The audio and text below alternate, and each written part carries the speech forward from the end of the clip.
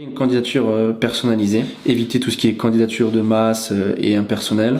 C'est de présenter une candidature plutôt ciblée qui montre que en gros on a pris le temps de se renseigner sur l'entreprise et aussi bien présenter les termes de la demande. Je recherche un contrat d'alternance pour préparer le master, la licence, le BTS, mais vraiment faire quelque chose de personnalisé parce que c'est ce qui va se démarquer des autres. C'est de mettre en avant ses compétences, que ce soit dans la lettre de motivation ou dans le CV. Donc, c'est présenter ses expériences professionnelles, ses qualités et les compétences qui sont reliées au poste. Toute expérience professionnelle est bonne à prendre en compte parce que ça peut montrer différents critères, votre motivation, le fait si vous avez fait, je sais pas moi, du castrage, ça montre que vous pouvez vous lever tôt. Il est aussi important de donner une idée de ses connaissances et de ses atouts. Il faut rédiger un CV qui est attractif. Je redis ce que j'ai dit tout à l'heure, il faut se démarquer des autres. Donc c'est bien soigner sa présentation, c'est éviter surtout les fautes d'orthographe. On voit aujourd'hui encore trop de CV de lettres de motivation avec des fautes, donc il faut penser à se relire, ne pas hésiter à faire relire aussi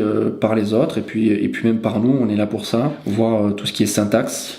Être disponible, c'est un élément important, c'est-à-dire que lorsqu'on vous appelle pour passer un entretien, il faut quand même se rendre disponible, alors avec tout ce qui va être bien évidemment les contraintes personnelles et ou professionnelles, mais il faut savoir se rendre disponible ou proposer des créneaux et répondre rapidement aux invitations, parce que on n'est pas tout seul sur le marché du travail et donc le marché de l'alternance, donc il faut savoir se rendre dispo. Les stages, les assurances sont souvent des opportunités limitées dans le temps, donc vraiment voilà, il est essentiel de répondre assez rapidement. Il faut aussi être proactif, c'est-à-dire ne pas attendre la réponse de l'entreprise. Il faut relancer les demandes. Moi, ce que je dis, c'est que à une semaine du envoi d'une candidature, s'il n'y a pas de réponse, il faut rappeler. Il faut pas hésiter. De toute façon, on n'a rien à perdre. Au pire, on travaille pas avec eux et au pire, ça déclenche un entretien. Il faut insister, être proactif. Et enfin, et bien évidemment, être courtois. La politesse, le respect sont des choses qui sont très très importantes pour toute communication en entreprise. Avant tout, maintenant, les jeunes sont recrutés sur un savoir-être pour après parfaire leur savoir-faire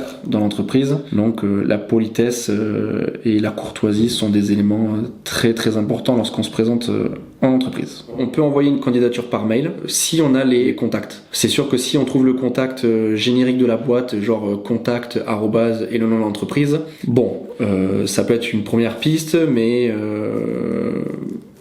à voir. Moi, je pense qu'il faut, si on arrive à avoir les coordonnées de la personne directe, on peut envoyer un mail, mais c'est tout aussi bien de se présenter dans l'entreprise, parce que ça montre une certaine motivation et une certaine détermination.